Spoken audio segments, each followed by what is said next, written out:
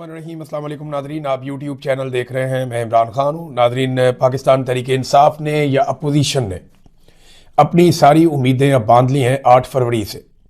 Depend करता है कि पाकिस्तानी 8 फरवरी को बाहर आते हैं या नहीं आते। ओवरसीज़ पाकिस्तानी भी तैयारी कर रहे हैं, अलग अलग तरह के प्रोग्राम्स किए जा रहे हैं 8 फरवरी को लेकर। बरतानिया में, अमेरिका में, यूरोप में, ऑस्ट्रेलिया में, दुनिया भर में जहाँ जहाँ पे पाकिस्तानी मौजूद हैं, जापान में, हर जगह पे ये कोशिश की जा रही है कि 8 फरवरी की मुनासबत से प्रोग्राम किए जाएं और पूरी दुनिया में पाकिस्तान में होने वाली धांधली और इंसानी हकूक़ की पामालियाँ हैं, वहाँ पे रूल ऑफ लॉ नहीं है, पाकिस्तान में अदलिया को कैद किया गया है, आइन की धज्जियाँ उड़ा दी गई, बेशुमार चीज़ें हैं, तो इन सब के खिलाफ आवाज़ उठाई जाए। अब 8 फरवरी एक आप समझ लें टेस्टर है, या ये एक वार्म अप मैच है, या क्वालिफाइंग राउंड है। अगर पाकिस्तान तहरीक इंसाफ या तहरीक तहफ़्फ़ुज़ आईन पाकिस्तान ये 8 फरवरी को कामयाब हो जाते हैं और पाकिस्तान को बंद कर देते हैं एक दिन के लिए, या इस किस्म के मुजाहरे या इस किस्म के मनाजिर आ जाते हैं पूरे पाकिस्तान से जिनके लिए पाकिस्तानी इंतजार कर रहे हैं या जो पाकिस्तान की इस वक्त जरूरत है, तो फिर ये क्वालिफाई कर जाएंगे एक बड़ी तहरीक के लिए। यानी फिर हुकूमत के लिए और एस्टेब्लिशमेंट के लिए खतरे की घंटी बज जाएगी कि इन्होंने एक मरतबा करके दिखा दिया है, ये दोबारा जरूर आएंगे और ये मुश्किल पैदा करेंगे। दोबारा ये कब आएंगे ये मैं आपको बता देता हूं, क्योंकि फिर उसके बाद रमजानुल मुबारक है। 8 फरवरी के बाद 10 दिन के बाद रमजान शुरू हो जाएगा और छोटी ईद के बाद यानी मार्च के महीने में ये रमजान के अंदर सारी एक्टिविटीज होंगी और सारी चीजें तय पाएंगी और फिर मार्च के महीने के आखिर में बड़ी अनाउंसमेंट आ जाएगी कि पूरा पाकिस्तान कब और कैसे बंद करना है। ये 8 फरवरी को अगर तो जो वार्म अप मैच है या जिसे आप कहते हैं क्वालिफाइंग मैच है, अगर वो पाकिस्तान तहरीक इंसाफ जीत जाती है तो फिर ये फाइनल खेलने की कोशिश करेंगे।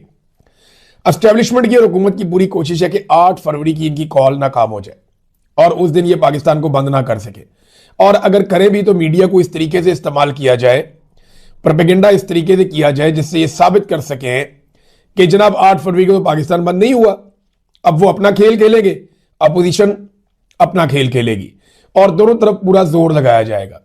लेकिन हुकूमत को अगर 8 फरवरी को पाकिस्तान तहरीक इंसाफ कामयाब होती है तो हुकूमत को इस बात का आइडिया हो जाएगा कि अब ये फाइनल जरूर खेलेंगे और ये उस मामले की तरफ जरूर आएंगे, क्योंकि इमरान खान साहब का नया जो एक प्लान है वो ये नहीं है कि वो डी चौक चले जाएंगे या वो लाहौर चले जाएंगे या वो कहीं और चले जाएंगे। नहीं, वो पहले मरहले में पूरा मुल्क बंद करेंगे। मुल्क के हर कोने में वो नौजवानों को, अपने वोटर्स को, सपोर्टर्स को कहेंगे कि आप सड़कें बंद करें, गाड़ियां बंद करें, कारोबार बंद करें, हर चीज आप बंद कर दें। तो हुकूमत का ये शौक भी पूरा हो जाएगा। वैसे भी हुकूमत ने 3-3.5 साल से पूरा पाकिस्तान ही बंद किया हुआ, अब तो 4 साल होने वाले। बेड़ा गर्क कर दिया इन्होंने पाकिस्तान की मईशत से लेकर हर चीज का। तो 8 फरवरी को पता चलेगा। अगर 8 फरवरी को ये नाकाम हो जाते हैं, कामयाब नहीं होते फर्ज करें, तो फिर इनको दोबारा कामयाबी के लिए जोर लगाना पड़ेगा, लंबी कोशिश करनी पड़ेगी। तो 8 फरवरी एक ऐसा पहला पड़ाव है जो इन्हें हर हाल में पार करना पड़ेगा। अगर यहां से कामयाबी होती है तो फिर फाइनल करीब है, और अगर यहां से कामयाबी नहीं होती तो फिर फाइनल दूर है। इन्हें दोबारा से पूरा मैच खेलना पड़ेगा। पाकिस्तान तहरीक इंसाफ ने पार्लिमानी पार्टी का इजलास बुलाया केपीके हाउस में इस्लामाबाद में, और वहां ये तय करने जा रहे हैं कि किस तरीके से 8 फरवरी को कामयाब बनाया जाए। और इमरान खान साहब की जेल के अंदर जो कैद तन्हाई है वो एक बड़ा सीरियस इशू है जिसको डिस्कस किया जाएगा। अचकजई साहब का अपोजिशन लीडर बन जाना ये एक तरह की कामयाबी है, और इसमें दावे किए जा रहे हैं कि नवाज शरीफ साहब ने रोल प्ले किया। नवाज शरीफ का लेना देना ही कोई नहीं। देखिए, इमरान खान के पास हुकूमत बनाने की ताकत थी, इमरान खान से हुकूमत छीन ली गई। फिर इमरान खान के पास जो है वो अपोजिशन लीडर बनाने की ताकत थी, तो उन्होंने अपना अपोजिशन लीडर एक पहले नामजद किया, उसको नायल कर दिया गया, तो उन्होंने दूसरा कर दिया। अब इसमें नवाज शरीफ का ना लेना ना देना, लेकिन क्योंकि ये आईनी काम, कानूनी काम भी रोक कर बैठे हुए हैं, तो क्योंकि 4-5-6 महीने गुजारने के बाद, यानी इमरान खान साहब ने तो अगस्त में कहा था और ये नोटिफिकेशन जाके जनवरी में हो रहा है, तो इतने महीने लगाने के बाद ये नहीं बता रहे कि इतने महीनों के लिए जिम्मेदार कौन है। वो ये कह रहे थे नवाज शरीफ की बड़ी मेहरबानी। भाई, नवाज शरीफ ने वोट डाला है या नवाज शरीफ ने नामजद किया है यानी उन चीजों का एहसान आप कैसे चढ़ा, मिसाल के तौर पे एक आदमी की कोई अपनी चीज है, वो अपनी चीज लेता है किसी दूसरे आदमी से और वो आदमी से कहता है कि जनाब मेरा तेरे पे एहसान है कि मैंने तेरी चीज तुझे दे दी है। ये कैसा एहसान है? ये तो बदमाशी है, ये तो गुंडागर्दी है कि भाई एक चीज का मालिक ही नहीं है नवाज शरीफ, वो कैसे दे सकता है दूसरे आदमी को वो चीज जो उसका मालिक है। यानी मालिक तो इमरान खान है, उसने अचकजई को दिया, तो नवाज शरीफ बीच में ना 3 में ना 13 में, देखो मैं तुमसे छीन सकता था, मेरे पास ताकत थी, फौज मेरे साथ खड़ी हुई है, आर्मी चीफ मेरे घर के अंदर है और सारी चीजें मैंने कंट्रोल की हुई है, देखो मैंने मेरे मेरे मेरा शुक्रिया अदा करो, मैंने दे दिया तुम्हें। ये तो घटियापन की इंतहा है। और वो मीडिया को कह कहकर कह ये खबर चलवा रहे हैं कि जनाब आप ये खबर चलाएं कि नवाज शरीफ ने अचकजई को अपोजिशन लीडर का ओहदा दिया, हालांकि नवाज शरीफ ना 3 में ना 13 में। नाजरीन, एक और खबर है मेरे पास, वो ये है कि पाकिस्तान ग़िज़ाई किल्लत का शिकार लगातार तेजी से हो रहा है। और ये ग़िज़ाई किल्लत इसलिए नहीं है कि पाकिस्तान के पास खाने के लिए कुछ नहीं है, ये वजह नहीं है। खाने के लिए है हमारे पास, लेकिन वो बहुत महंगा हो गया, गरीब आदमी की पहुंच से बाहर जा रहा है। गुर्बत की वजह से और महंगाई की वजह से आम आदमी जो है उनकी एक बड़ी तादाद ग़िज़ाई किल्लत का शिकार हो रही है। इस वक्त जो लेटेस्ट आदादो शुमार है उनके मुताबिक चारों सूबों में ग़िज़ाई किल्लत बढ़ती जा रही है। बलूचिस्तान के लोग हमारे शानदार लोग हैं, वहां पे 30% से ज्यादा लोग जो है वो ग़िज़ाई किल्लत का शिकार है, उन्हें पूरा खाना नहीं मिल रहा। ये तो एक तो आधे पाकिस्तानी गुर्बत की लकीर से नीचे चले गए, लेकिन फिर भी उन्हें रोटी मिल जाती है। लेकिन यहां पे वो लोग हैं जो रोटी खाने को भी तरस रहे हैं। बलूचिस्तान में 30%, सिंध में 29% से ज्यादा है, पंजाब में 22.5% है और खैबर पख्तूनख्वा में 21.5% है। ये जनाब जो इन्फ्लेशन है और बढ़ती हुई महंगाई इसको आप कहते हैं। एक तो बढ़ती हुई महंगाई और लोगों में जो गुर्बत बढ़ती जा रही है, उसकी वजह से लोग ग़िज़ाई किल्लत का शिकार हो रहे हैं। इमरान खान साहब ने बहुत पहले ये इशू उठाया था जब ये तादाद बहुत थोड़ी होती थी, और वो ये कहते थे कि हमारे जो बच्चे हैं उनकी ग्रोथ रुक जाती है जब उन्हें प्रॉपर खुराक नहीं मिलती, जब उन्हें दूध नहीं मिलता, उन्हें विटामिन नहीं मिलते, उन्हें फल नहीं मिलता, उन्हें अच्छी रोटी नहीं मिलती, तो तब हमारे बच्चों की जो ग्रोथ है वो रुक जाती है, उनकी जिस्मानी ग्रोथ कम होती है।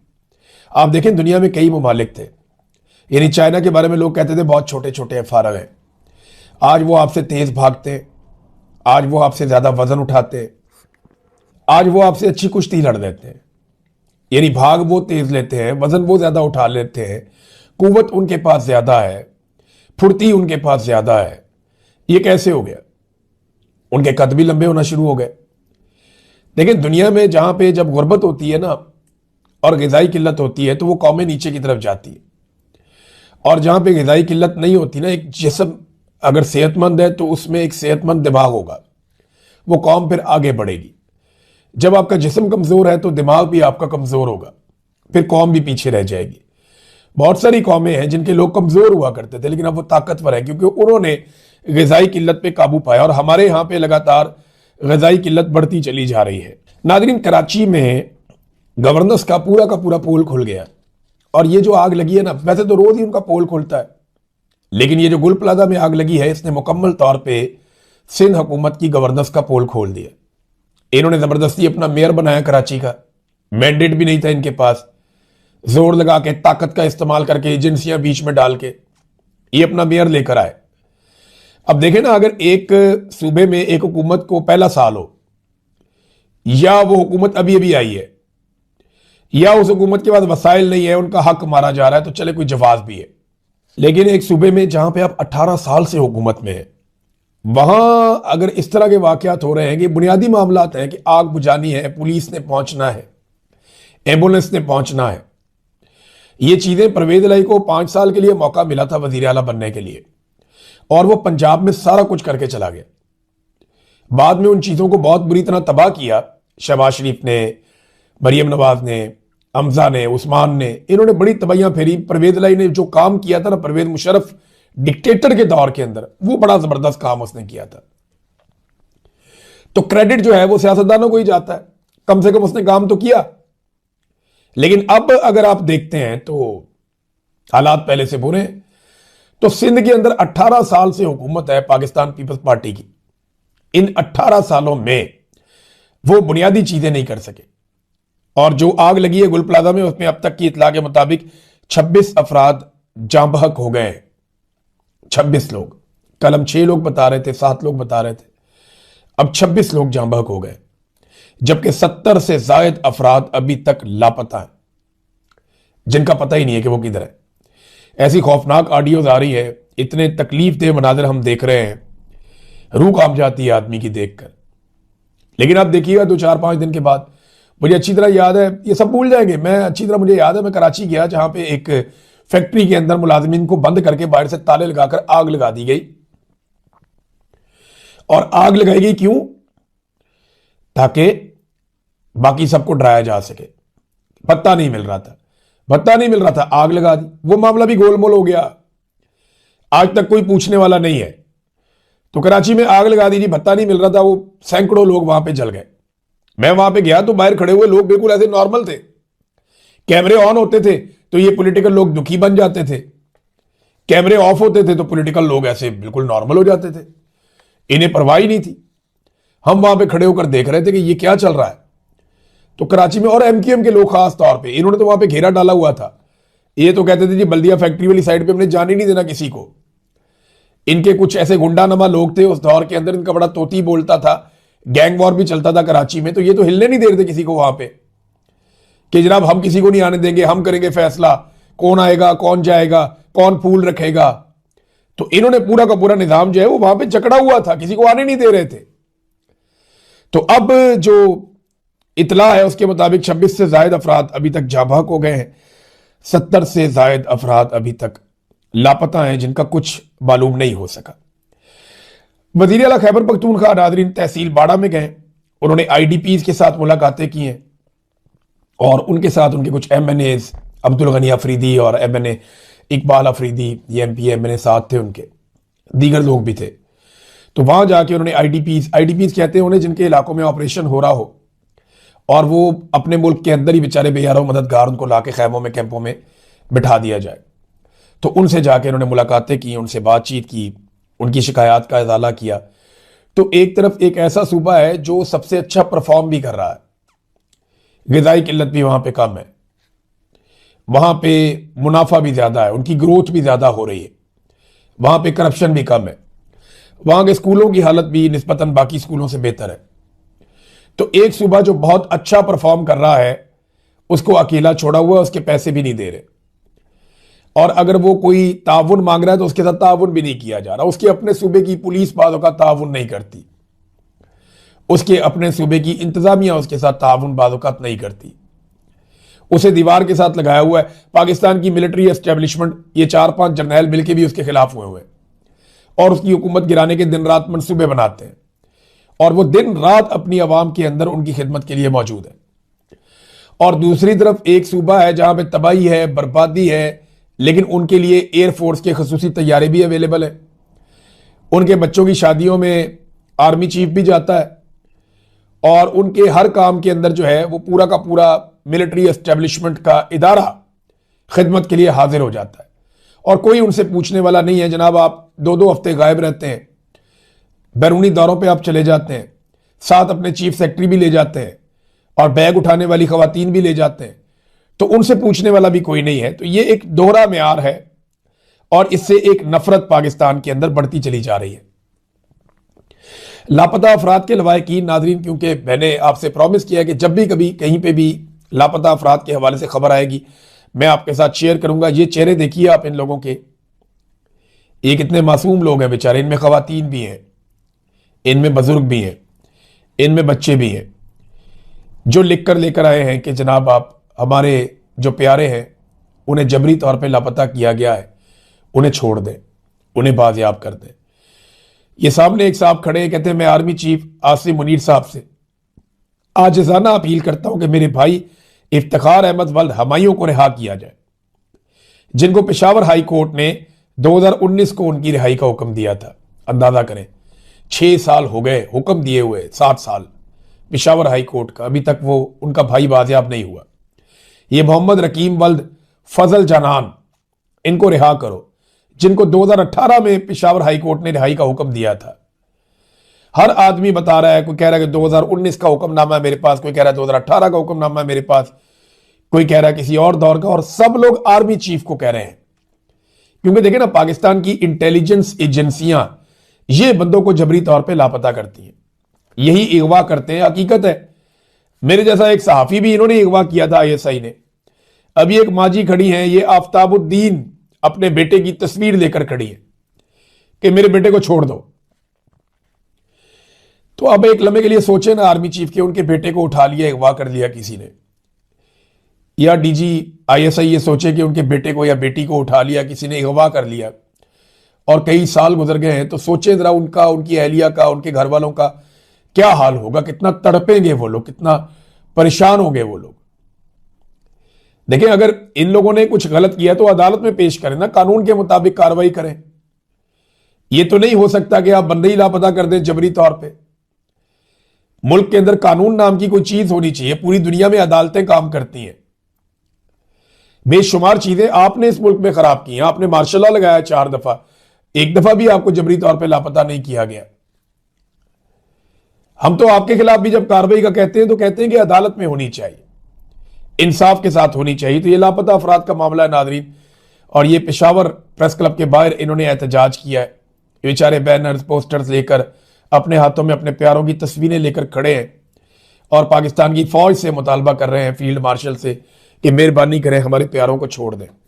इमरान खान साहब ने अपने दौर में बहुत सारे जो जबरी तौर पर लापता अफराद थे उन्हें बाजियाब करवाया था, लेकिन उसके बाद से लेकर अब तक, और इस बात की बड़ी तकलीफ है एस्टेब्लिशमेंट को, क्योंकि वो इसको बतौर एक हथियार इस्तेमाल करते हैं। और ये हथियार नहीं है, ये नफरत फैलाने वाली एक मशीन है, जिससे इतनी नफरत फैलती है कि आप सोच नहीं सकते। ये जो लोग खड़े हुए हैं, आपको क्या लगता है ये आपसे प्यार करते हैं? ये सिर्फ अपने प्यारों के लिए आपसे दरखास्त कर रहे हैं। इनकी नस्लें जो है वो आपसे नफरत करेंगी। ये तकलीफ दे चीज है, बहुत तकलीफ दे चीज है। नादरीन, डोनाल्ड ट्रंप ने बड़ा अजीबोगरीबी काम शुरू कर दिया। मैं तो हैरान हो गया ये चीजें देख करके। अमन का नोबेल इनाम डोनाल्ड ट्रंप को इतना ज्यादा पसंद है।